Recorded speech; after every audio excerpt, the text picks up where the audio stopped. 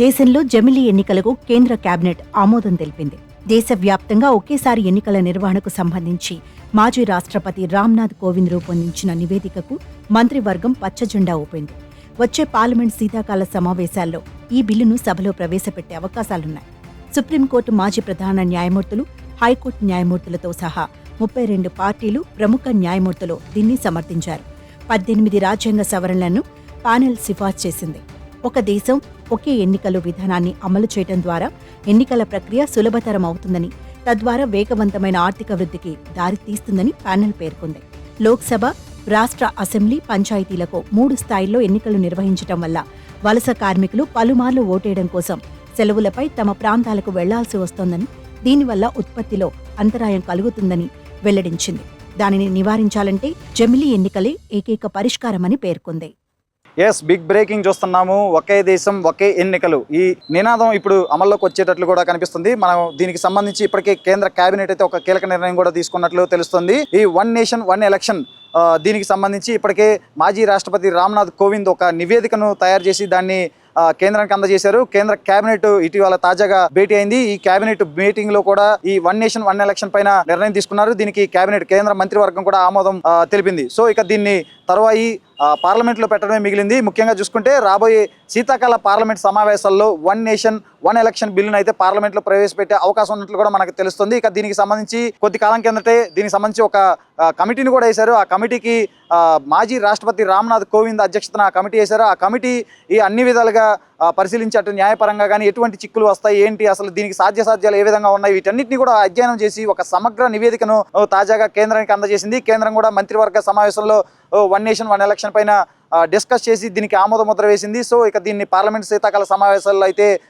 పార్లమెంట్లో ప్రవేశపెట్టే అవకాశం ఉన్నట్లు కూడా తెలుస్తుంది. దీనికి సంబంధించి ఇప్పటికే 32 పార్టీలకు సంబంధించిన నేతలు అలాగే ప్రముఖ న్యాయవాదులు కానీ న్యాయమూర్తులు కానీ ఎవరైతే ఉన్నారో, అంటే మాజీలు కానీ ఎవరైతే న్యాయ కోవిదులు కానీ ఎవరైతే ఉన్నారో, ఎక్స్పర్ట్స్, వీళ్ళంతా కూడా దీనికి సంబంధించి ఇప్పటికే ఒక ఆమోద ముద్ర వేసినట్లు కూడా మనకు తెలుస్తుంది. అయితే ముఖ్యంగా చూసుకుంటే ఒక 18 కీలకమైన సవరణలు, రాజ్యాంగ సవరణలు. ఎందుకంటే ఒకే దేశం ఒకే ఎన్నికలు అనేది చాలా క్లిష్టమైన ప్రక్రియ. ఇది అంటే అనుకున్నంత ఒక సులభమైన ప్రక్రియ అయితే కాదు. ఎందుకంటే ఈ దేశం మొత్తం ఒకేసారి ఎన్నికలు నిర్వహించడం అంటే ఇటు ఖర్చుతో కానీ ఇటు భద్రతా పరంగా కానీ చాలా సమస్యలు, చాలా చిక్కులు వచ్చే అవకాశం ఉన్నాయి. అలాగే రాజ్యాంగ పరంగా కానీ న్యాయపరంగా కూడా అనేక సమస్యలు తలెత్తే అవకాశం ఉంది. సో వీటన్నిటిని దృష్టిలో పెట్టుకొని రాజ్యాంగ పరంగా ఒక 18 సవరణలు అయితే చేయాల్సిన అవసరం ఉంది అని చెప్పి కూడా ఇప్పటికే ఆ కమిటీ అయితే స్పష్టం చేసింది. ఇక ముఖ్యంగా చూసుకుంటే ఈ రాబోయే శీతాకాల పార్లమెంట్ సమావేశాల్లో ఈ బిల్లును అయితే ప్రవేశపెట్టే అవకాశం తెలుస్తుంది. ఇక మరోపక్క చూసుకుంటే కాంగ్రెస్ పార్టీతో సహా మరో 15 పార్టీలు అయితే ఈ వన్ నేషన్ వన్ ఎలక్షన్ని వ్యతిరేకిస్తున్నాయి. ఇది కేవలం ప్రజల దృష్టిని మళ్లించేందుకే బీజేపీ ఇటువంటి డైవర్షన్ పాలిటిక్స్కి పాల్పడుతుందని చెప్పి కూడా కాంగ్రెస్ నేతలు అయితే ఆరోపిస్తున్న పరిస్థితి అయితే ఉంది.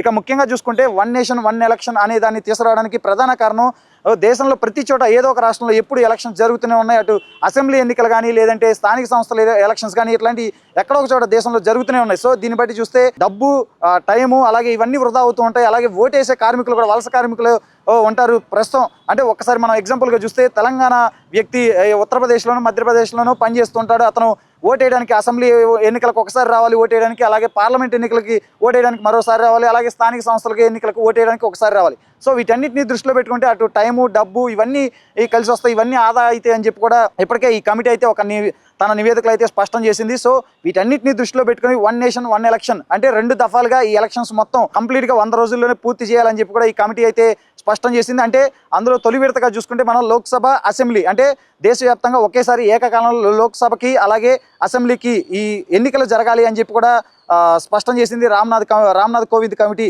అలాగే చూసుకుంటే ఆ తర్వాత 100 రోజుల లోపే స్థానిక సంస్థల ఎన్నికలు, ప్రతి రాష్ట్రంలో ఖచ్చితంగా స్థానిక సంస్థల ఎన్నికలు అయితే ఉన్నాయి. వీటన్నిటిని కూడా 100 రోజుల్లోపే పూర్తి చేయాలి. అంటే కంప్లీట్గా చూసుకుంటే అటు లోక్సభ, అసెంబ్లీ ఎన్నికలు, అలాగే వాటితో పాటు స్థానిక సంస్థ ఎన్నికలు ఇవన్నీ కూడా 100 రోజుల్లోపే పూర్తి చేయాలి. ఇలా పూర్తి చేయడంతో అటు డబ్బు కానీ సమయం కానీ ఆదా అవుతుందని చెప్పి కూడా అంతా చెప్తున్నారు. బట్ భద్రతాపరమైన కొన్ని చిక్కులు వచ్చే అవకాశం ఉంది. ఎందుకంటే దేశంలో చాలా చోట్ల సమస్యాత్మకమైన ప్రాంతాలు కూడా ఉన్నాయి. వాటన్నిటిని కూడా కేంద్రం ఏ విధంగా అయితే అధిగమిస్తుందో మనం చూడాలి. ఎందుకంటే ఇక 1995లోనే లా కమిషన్ కూడా జమిలీ ఎన్నికలకైతే సిఫార్సు చేసిన పరిస్థితి అయితే మనం చూసాం. సో వాటన్నిటిని దృష్టిలో పెట్టుకొని దీని అన్నిటికీ సంబంధించి కూడా కేంద్రం అయితే దీన్ని అంటే చాలా ప్రతిష్టాత్మకంగా తీసుకుంది.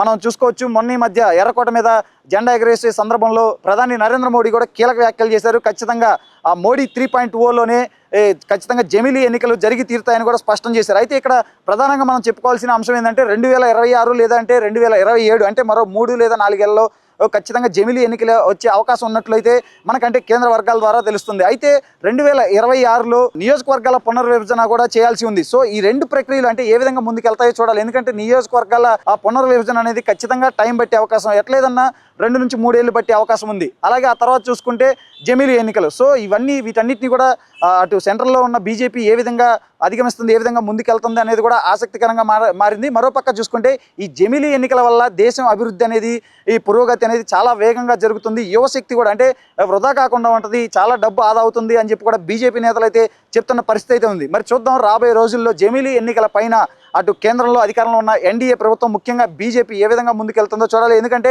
చాలా రకాలుగా చూసుకుంటే అటు న్యాయపరమైన చిక్కులు, భద్రతాపరమైన చిక్కులు ఇవన్నీ కూడా ఎదురయ్యే అవకాశం ఉంది.